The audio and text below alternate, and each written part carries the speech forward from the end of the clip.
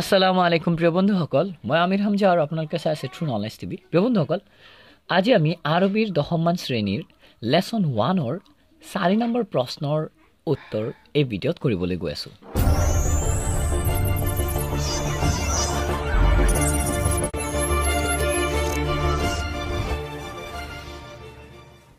প্ৰিয় বন্ধুসকল, 4 নম্বৰ প্ৰশ্নটোত দুটা ব্যাখ্যা আছিলে। ইয়াত এটা আছিলে আলিফটো আছিলে ইহদিনা সিৰাতাল মুস্তাকিম আৰু বাটো আল্লামাল ইনসানু মা লাম ইয়ালাম। তো আহক আমি প্ৰথম যেটো ব্যাখ্যা, প্ৰথম আয়াতটোৰ ব্যাখ্যা কৰো এই ভিডিঅ'ত। তো আহক ভিডিঅ' আৰম্ভ কৰা যাওক।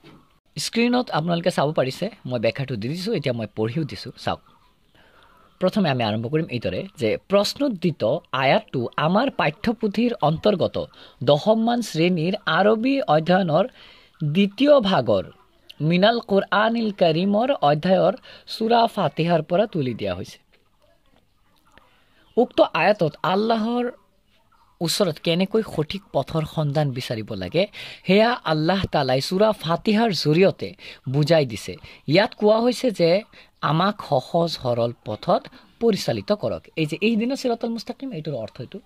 তো এইটো ফাৰ্ষ্টত আপুনি এই পইণ্টটো লিখিব যে ক'ৰ পৰা তুলি দিয়া হৈছে। ইয়াৰ পাছত মেইন অৰ্থটো, মেইন কথাটো দ্বিতীয় পেৰেগ্ৰাফত, আৰু 3 নম্বৰ পেৰেগ্ৰাফত আপোনালোকে লিখিব এইদৰে: আল্লাহ তাআলাই মানৱ জাতিৰ কল্যাণৰ বাবে তেওঁৰ পবিত্ৰ বাণী মুহাম্মদ সাল্লাল্লাহু আলাইহি সাল্লামৰ ওপৰত নাজিল কৰিছে। সূৰা ফাতিহা এই পবিত্ৰ কুৰআনৰ এটা অন্যতম শ্ৰেষ্ঠ সূৰা। এই সূৰাত আল্লাহ তাআলাই বান্দাসকলক শিকাই আছে যে তেওঁলোকে আল্লাহৰ ওচৰত কি বিচাৰিব আৰু কেনেকৈ বিচাৰিব লাগে, খুজিব লাগে। প্ৰশ্নোত্তৰিত আয়াতটিৰ আগত আৰু কিছুমান আয়াত আছে যিবোৰ আল্লাহৰ প্ৰশংসাৰে পৰিপূৰ্ণ। ইয়াৰ জৰিয়তে আল্লাহ তাআলাই বান্দাসকলক শিক্ষা দি আছে যে প্ৰথমে আল্লাহৰ প্ৰশংসা কৰিব লাগে আৰু তাৰ পিছত কিবা খুজিব লাগে।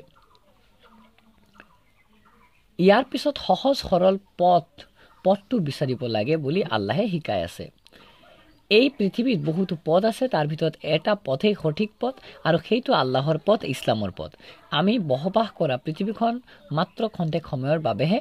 সেয়েহে আল্লাহৰ পথ অৰ্থাৎ ইছলামৰ ৰীতি নিয়ম মানি চলা সকলেহে জান্নাতত চিৰকাল শান্তিৰে থাকিব পাৰিব।